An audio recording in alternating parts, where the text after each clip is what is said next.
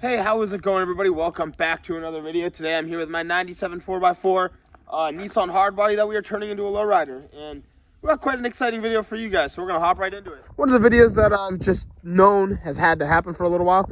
We are going to be getting rid of our locking hub. So in past videos, we have removed the front diff, we've removed our axle, our CV axles, removed the drive shaft, our sway bar link, we flipped the axle, and suspension-wise, I am running some really awkward camber on both sides of the truck right now. Like that wheel's in there, and I'm eating tires like crazy. And I shouldn't have driven the truck until I've done this, but it was going to take a while before I got to doing it. So back in the day when this truck was a 4x4, I've had it for about 7 years. This was my first truck. I lifted it. It was completely stuck when I got it. I had ended up lifting the truck with a rough country lift, just a small one, and I have the rough country upper control arms, and that is definitely not helping. I mean, look how terrible the placement of that ball joint is. And what I'm doing now isn't going to make it perfect either. In time, we'll probably upgrade to adjustable upper control arms and all those fun things, because we plan on putting hydraulics on this truck. All right, so I'm going to go over a parts list right now of the things that we're going to be adding. So, as you saw, we're running some negative camber. I went back to factory 4x4 upper control arms on a 2-wheel drive. That's how you get rid of some negative camber. In our case, this will do better than the lift arms for the small lift, so it'll help get rid of some of that negative camber. Now, it'll also help adjust our ball joint angle just a little bit more. Not going to be perfect, but it's going to help. And that's a very good step. Another thing we're going to be doing is adding these 2-inch drop spindles. And what that'll allow me to do is it'll drop the truck down. As you can see, I really don't have much more room to go down there. So I'm not using them for real lowering. I'm going to just readjust my torsion bars once I get these under there, and that should help get rid of some of our negative camber. And as you can see, it's more toe, but I'm already shredding through another set of brand new tires. So this is definitely going to happen. After this, you will need to get a front end alignment no matter what, no matter how you want to look at it. So the reason we're going with 2-inch drop spindles is because I need to change the spindle to a 2-wheel drive spindle. And I figured, well, if I do the 2-wheel drive 2-inch drop spindles, I can re-index that torsion bar a little bit, so I'm not riding on my ball joints or anything like that. So that should help with the negative camber as well. Now, with this being said, this is a really tricky project because this isn't something a lot of people do on a 4x4. It makes no sense. I only did it because it's my first truck. I don't want to let it go. I want to keep it forever, and now I want to make it something I can really enjoy. It was going to sit there and rot away if I bought a third truck, or I'd have had to have gotten rid of it, which wasn't really an option. So this isn't a very practical thing to do, but I'm basically having to do everything from scratch. I figured that since this has the locking hub in the middle, and I want to run Dayton wire wheels, the knockoff kind of wheels, at some point anyway, where it's just a center lug, those are called knockoffs, I would have to get rid of the locking hub. So that is a really good reason why we're going to be running these drop spindles, and I'm just going to show you guys how to do one side, and then I'll do the other side on my own time. Another thing we have now is the 2-wheel drive wheel hubs. These are sent over from Bram Nissan, and hopefully we have everything we need in here to complete the install. If not, I'll just run to the parts store a couple times. I'm sure I'm going to need to. And I have new rotors on a bit of a time crunch. I only have till Monday, and today is Friday, so we've got to really make this thing work before we get more snow. I'm just trying to race the clock. So with that being said, though, there's going to be a couple parts that I definitely am going to need. I'm doing this all from scratch. You need to run a 2-wheel drive rotor. I'm pretty sure they're different from the 4-wheel drives because of the locking hub, and I think they mount a little different on the back. Unfortunately, so what we're going to do is we're going to lift up the truck, lift it up, and pull the wheels off. Then all I need to do is unbolt the top and bottom ball joint. Oh, yes, it would be best to replace the lower ball joint, but I'm just not doing that right now. What we're going to end up doing is lifting up the truck, unbolting the spindle, and then, unfortunately, I had to take apart the spindle because I need the bolts for the rotor in the back. They weren't in these, which is fine. It just would have helped a little bit. So hopefully the bolts from the 4-wheel drive spindle work on the 2-wheel drive. It should. I don't see why it would be different. We are going to replace our bearings. You should replace your bearing seals. Maybe I'll call the parts store and see if they have any in stock. But you're going to want some wheel bearing grease as well. And that's the sum up of our project today. So upper control arms, drop spindles, wheel hubs, rotors, and bearings. So we'll get into it. Already a beautiful sight. We've gotten the truck lifted up in the air. And so I've kind of been working on a plan. So what I'm thinking I'm going to do is, just for right now, removing the lower ball joint, the nut down here, And I'm not even gonna mess with this ball joint because we're replacing the upper control arm. So all I gotta do is take off these 2 bolts. So it's 3 bolts, and I'd say 4 actually, because we gotta remove our tie rod end. Probably go do that first, and we can take everything apart. I think the only thing I'm actually gonna need in this install, hopefully, is just a bunch of cotter pins. I might go buy just a pack of different size cotter pins, because I'm gonna need a new one for this. I'm gonna need a new one for down here, for up here. Some of the stuff came with like half of them. So I guess where I'm going to start now is we're going to remove the tie rod end on each side, and we're going to remove this top nut on the shock. That way I can get this upper control arm out, and it should be pretty good.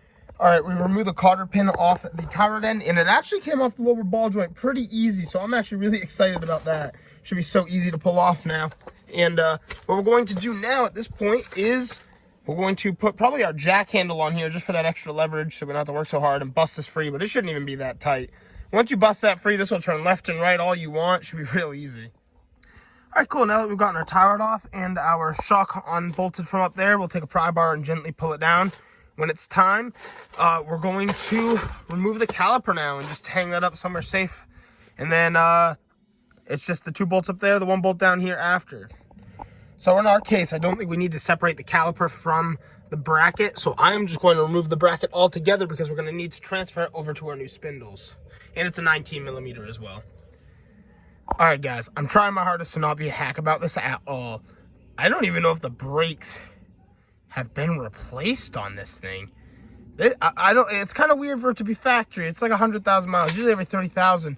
But like, look at this pad. There's no way we can go without running a new pad. Look at that. That is cooked. That is atrocious. I hope the caliper wasn't seized, but it didn't pull any which way. I mean, I think it's just so old. Look at that rotor. There's no noise, no squealing noise or nothing. That thing is just done. So I guess new pads it is. But that's okay. It's good to not be a hack. And it's cool to know that I do need 4x4 brakes. Who knows that this will even mount up to the spindle. I might need 2-wheel drive calipers. So kind of all one big thing, but the 2-wheel drive calipers are single piston and the 4x4 are dual. So it would be cool to keep the dual on this.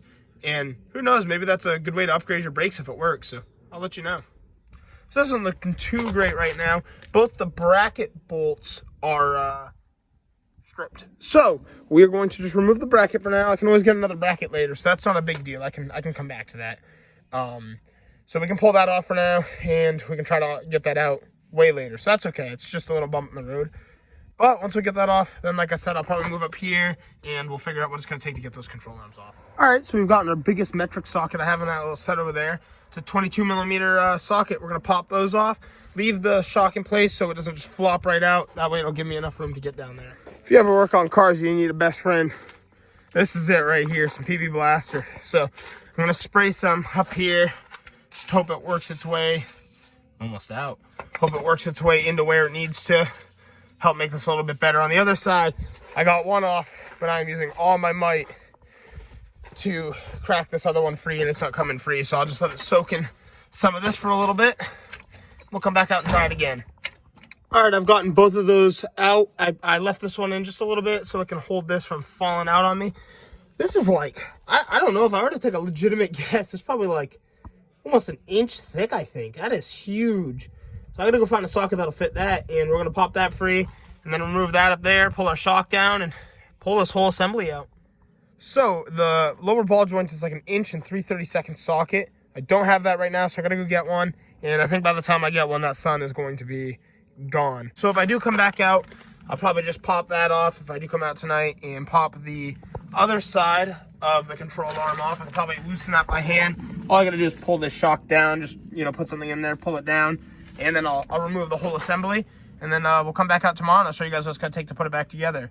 Usually when I do disassembly videos, I just say, do it backwards, you know, you just watch me do everything. But this is going to be a lot more difficult than a typical my typical videos.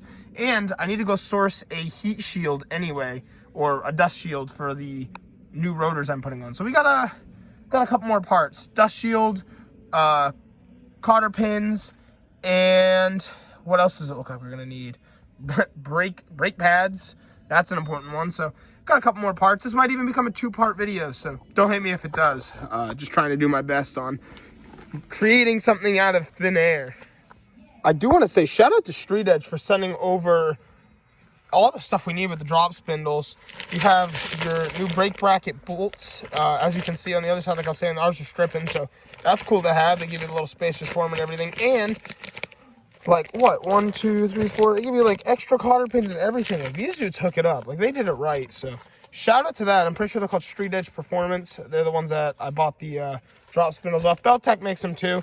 They looked almost the same, so I just went with the $250 ones instead of the $350. This truck isn't going to be a performance truck by any means, so I don't really need to spend the good money on a Beltec part as I would for that truck for my half-hacked 4x4 Lowrider build. Like, in one of the next videos, we're going to be cutting out these cab mounts. I mean, we're cutting up cab mounts when we have a little bit of rust form in there, so I mean, we are just basically making this a full Lowrider, and we are going to send it. So what I think I'm going to do right now is just tie up some of the loose ends. So here we are. Like I said, I can't get that ball joint off until I have the right size socket, which is just a trip. But like I said, by the time I get home, the sun's going to be down. So I think what we're going to do right now is just start getting all the grease fittings in place. Just get everything that needs to be greased, put the grease points in. So it looks like we're going to need to put one in here and grease this. Usually there is one for your points right here, but I guess not on this one. Just small things. Another thing I thought of too that we could do real quick is down here, I need to see if I can reuse these bolts. So this is why I said we probably didn't need different rotors, is right here, these bolts on the 2-wheel drive are behind, and right here they hit the face. So we're going to take these out and see if I can mount our rotors to our new spindles. But I realized I can't until I get a heat shield, so don't want to jump the gun. You don't want to rush anything. Well, all right, guys, I think that's going to do it for today's video. We've pretty much tied up what we needed to for part 1 of this video. Part 2 will be just putting everything back together. I really appreciate you checking it out, though. We're going through a little bit of the slower part of the season right now, and so I hate to drag a video like this out, but I'm waiting for parts anyway, so it's not like I would have been able to complete it all within a good week span. But anyway, thanks so much for checking it out. Don't forget to like and subscribe, and I'll see you all in the next one. Thanks for watching.